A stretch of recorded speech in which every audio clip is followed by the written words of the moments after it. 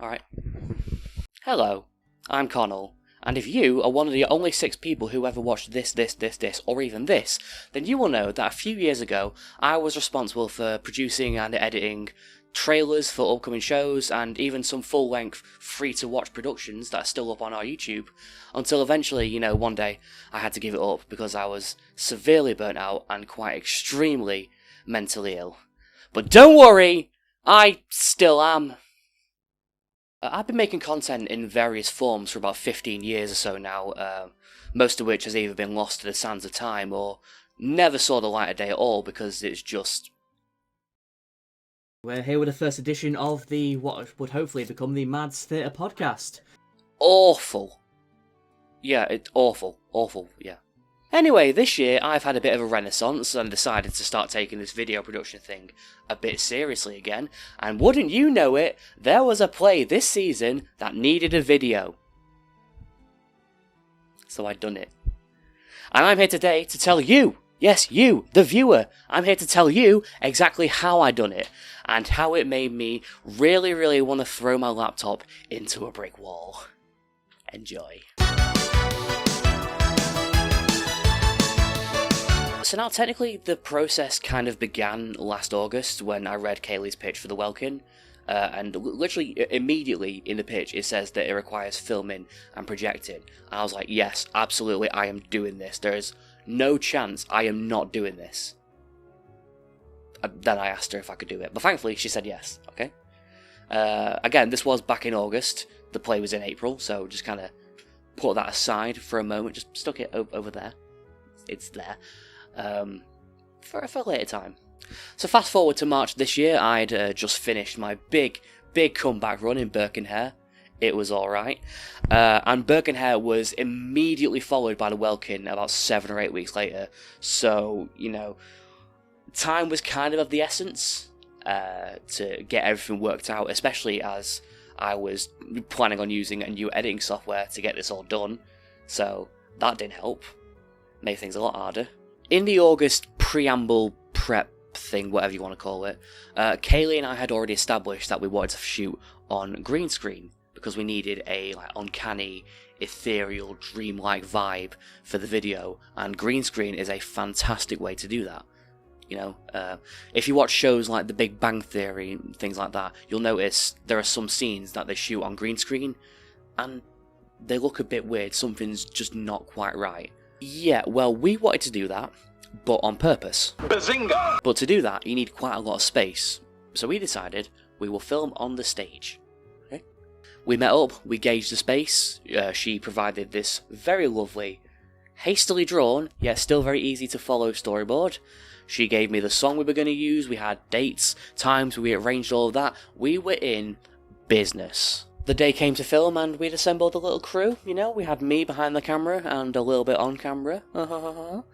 Kaylee was directing, Andy was there with lights, Will helped with the green screen, Taffy was there offering input as well, and we had our stars, we had Izzy and Jess. They were both sensational, they were ready to act, we were ready, it was time. We filmed everything in about an hour, and it actually went really well. A couple of teething problems here and there, like getting set up and everything, but I've had teething problems now. This is a pain in the arse to do. Shit. At this point, I kind of naturally assumed that the rest of it would go just as well. We had the song was ready, all the footage was in the can, everything went really smoothly, so surely the edit would be the easy part. Yeah, about that, I didn't have enough to work with. Genuinely, I don't know how. Just to give you a visual example of what I'm talking about, okay? You see, this is what the first base edit of the video looked like, without the effects and everything. You see these little establishing shots that I've added, like the clouds and the sheep and that? Yeah, I put those in there because I did not have enough usable footage somehow. Okay? We filmed for about an hour, got about maybe, 40, 50 minutes worth of footage, and I didn't have enough.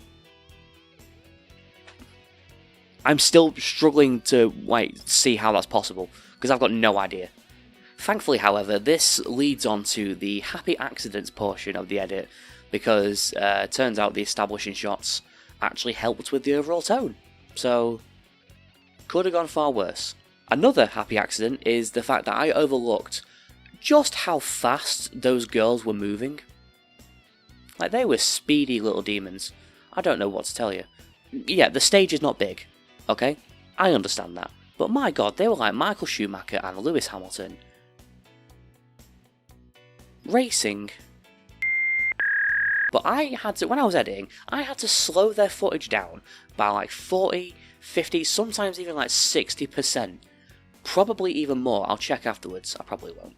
But yeah, I had to speed them down that dramatically. They were moving that fast. But again, it gave it this like really nice choppy look and kind of like jittery, and it made it look really weird. And I'm like, you know what, this actually works. So we chalked that down to another happy accident. So in terms of the bass edit, you know, with no effects and everything, that was basically the only issue. I sent it over to Kaylee for approval, and once she did, the real fun began, because it was time to do the effects edit.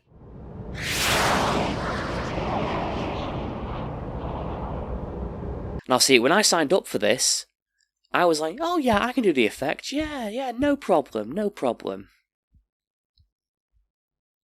There were problems. So right off the bat, the green screen was too small. Too small, yeah. So apparently, I am awful at gauging sizes and distance, because what I bought was a 2 meter by 3 meter bit of green cloth. I am just reading. I am literally just reading. I'm fed up with all this reading! Turns out I'm not good at like gauging distances and sizes and stuff like that, because what I bought was a 2 meter by 3 meter green cloth, okay? And turns out the space we'd be using was not 2 meters by 3 meters, and I don't know why it would have been. Like, one of the things that was crucial for this is that I needed enough length to spread out across the floor so that both of the actors could fit pretty comfortably in it with their entire bodies. And yeah, they're not the tallest people in the world. One of them is a 7-year-old child, but even then, how did I balls this up? It's at this point that I would like to share a bit of news with you all. In fact, it's something that some of you may already know, but it needs sharing anyway. As long as someone is here doing that makes sense, yeah. The outside doesn't really matter, because we can get rid of that as well. That man is an idiot. And I know that because that man is me. I am an idiot. Why was I so adamant about this? No, because see, the thing is, all of this is within, so all the green screen is within the thing. So as long as that's, right, I see. As long as someone is within here, okay. this and this doesn't matter. Yes, it does! Of course it does. Why are you saying this and being so cocky about it? I was so confidently incorrect in the past, and it makes me self-conscious today. You want to know why the outside of the green screen is important? Okay, well here's what happens when you remove the green screen. Everything else stays the same, because of course it does, you stupid, stupid man! Now, as I'm in the process of reaping what I have sown, thankfully, Final Cut Pro, this editing software that I'm using, has a feature called Scene Removal Mask, where it artificially removes the background from a video using the footage as a reference point. So I thought, great, you know, that'll solve all the issues. It didn't. It did not. My god, this thing was useless, okay? It was absolutely atrocious. Just to give you some context, okay, this software costs £300. I pirated it, and I still feel ripped off. You are a pirate! I even changed the aspect ratio of the entire video from 16:9 to 4:3, which, for those of you that don't know, basically means this. I've got no idea how that's going to look. Will I make it look good in the edit? No. I did this in the hopes that it would get rid of some of that oh so very unimportant dead space around the green screen. And, you know, to a degree, it did solve that issue. It did, however, raise a different one in that the scaling now went to pot. Look at Izzy in the first shot of this. She is now a giant, fee fi fo, etc. Green giant! Ultimately, I solved the issue by paying and I am not exaggerating here in the slightest, £100 for an effects package that did a better job at removing the background than the inbuilt software in a program that costs £300. Thank you, Apple. Love you. Steve Jobs was alright, wasn't he? This isn't relevant, but I've started myself off now. Did you know that Apple sells a monitor stand for £1,000? Okay, not just a monitor, they sell a monitor stand for £1,000. Okay, you know, it's a height, tilt, rotation, it's completely adjustable. Once again, the stand is £1,000, not the monitor. No, the monitor is £6,000. There are thresholds that we can't cross. There's thresholds my bank account can't cross, Steve. £6,000 for a monitor and a stand? That's absurd, but hey, at least you're not charging me for the shipping. This one's a bit more minor, but it's still really annoying, so I do feel compelled to point it out. Turns out the pickings for stock footage of meadows and fields and such is surprisingly thin. The first couple I found were perfect, and I used them, but they got progressively less viable the more I searched, to the point where if you watch the video, you can quite clearly see the point where I've just given up and started using pictures I found off Google, because I just gave up. This did not need to be that hard. Why is it hard to look at a meadow? It's a meadow. They're everywhere. Avoid the meadow. So finally, on the Wednesday of run-up week, 5 days before the show is due to open, after 2 weeks of juggling the stress of work, illness, hosting Connell's Quiz Night of Chaos 2 Run But I Hardly Know Her, and this video raising my cholesterol so high the amount of flora butter I will need to fix that does not yet exist. Finally, after all of that, it was done. It's not perfect, by any means. I mean, there are still parts of the video where you can see flickering because the technology just doesn't exist, apparently. I don't know, I'm not a policeman. But the point is, it's finished. It's over. I don't need to do anything else. My work here is done. It's too long. It's too bloody long. I mean, we had the suspicion that it was going to be a bit long, but I thought I'd sorted that when I took the verse out of it. I didn't really pay it much heed after that, but now it's too long. It's too long. I was done. I was finished. I was ready to cast off these shackles in which I had bound myself. But now, apparently, it's too long. I was struggling to find the footage to make it long enough, and now, somehow, I have made it too long. How do I keep ballsing this up?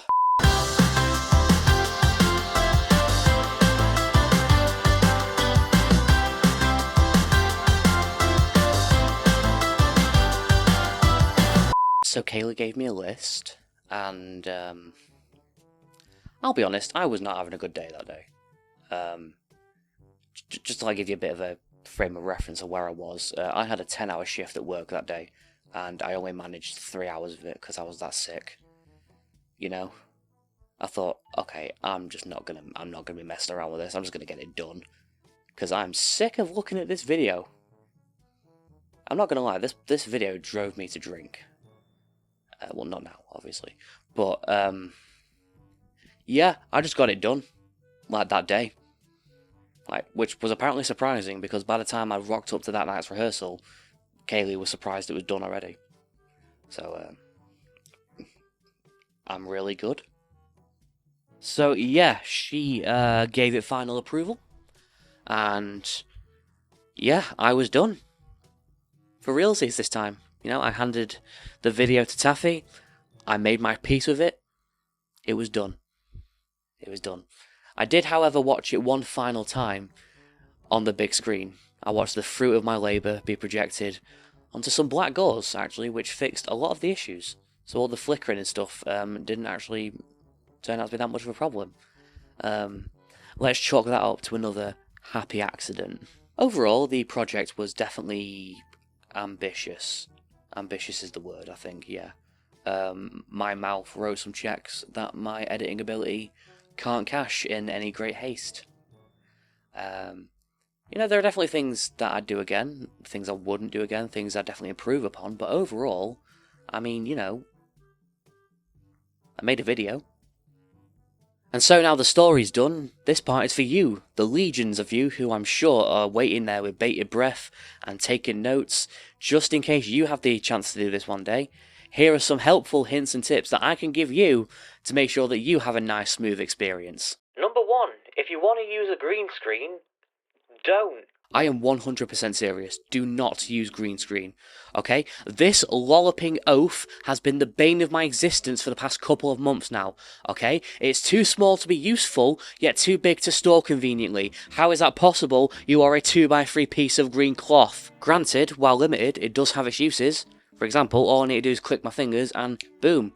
It's a video when I went to see Kiss in Glasgow last year. Right?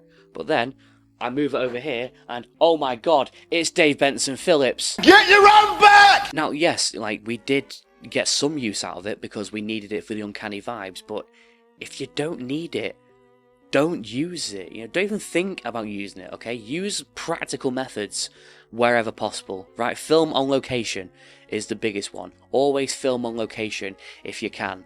You know, yeah, you might need like a location scout or something to do that, but trust me, it will save you so much more effort in the long run. A lot of time, a lot of effort, way less stress, and just, you know, you'll be a lot easier and better off doing it.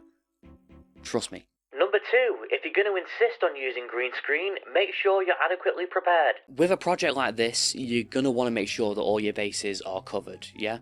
And that was probably my biggest oversight with this particular one. You know, if I had a bit more time and a bit more prep, I would have had this bossed off way easier. But you know, just plan accordingly. It sounds stupid, and I know I am, but yeah, just plan. You know, get a big enough green screen. You know, actually get one that's too big. You know, it's always better to have too much than too little. Genuinely, it is. Number 3, make sure you have enough time for everything. This one's a bit more fluid because obviously there are going to be circumstances in which, you know, are out of your control. But if you can, make sure you've got just enough time to double, triple check everything, okay? Like this project, if we take away August, the planning in that, from start to finish, this took about 3 weeks, which on paper sounds like more than enough to make a 90-second video. But trust me, if I had more, this would have been way, way easier.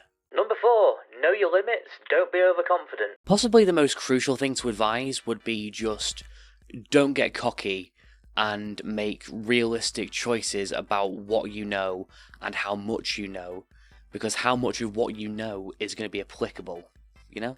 By the way, this bit's going to be a bit technical. I'm going to talk about computers and that, so if that's not really your bag, you can just skip to the ending, which is here. Lovely. To give you an example, I used to edit all of my videos on this bloody thing. It is a pre-built PC that I bought the day after my 21st birthday.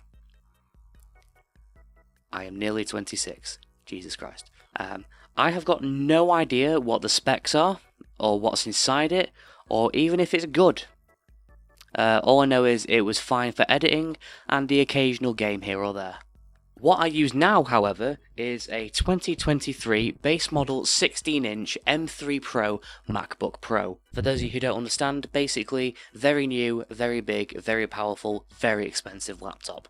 The editing software that I used to use is called Vegas Pro, which is renowned for its beginner friendliness and easy to just pick up and make videos. However, it's extensive enough so that people who know what they're doing can make some really good things. I fall under neither of those categories, but I'm somewhere in the middle where I kind of know what I'm doing and I can make some pretty good videos, I guess.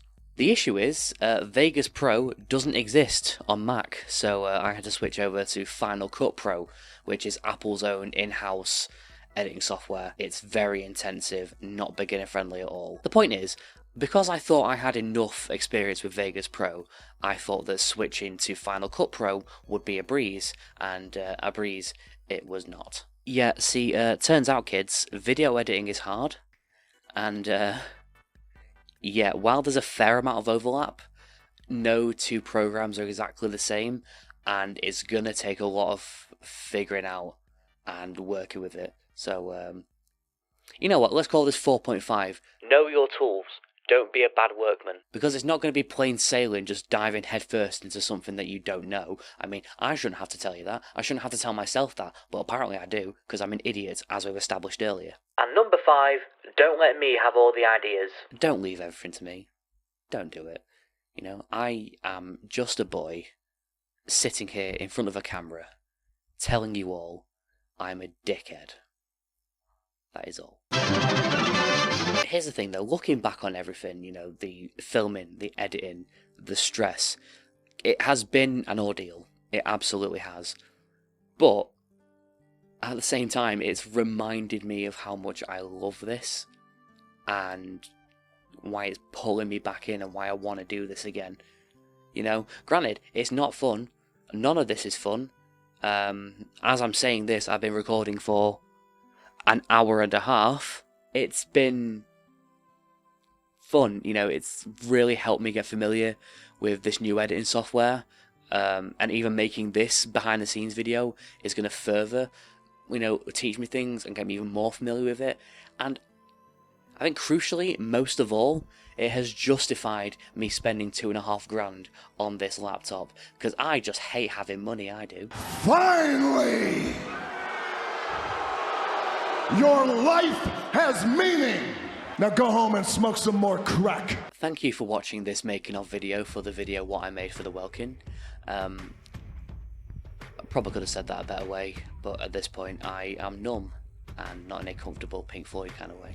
If you want to see the Welkin video, then click around here to see it. If you want to see anything from my ever so slowly expanding portfolio of things what I've edited, then click down here, I guess. I can't really tell where these are pointing. And if you want to subscribe to me for whatever reason, because clearly I'm really good at this, then click over here, I guess. Yeah, cool. Bye. All day, every day, therapist.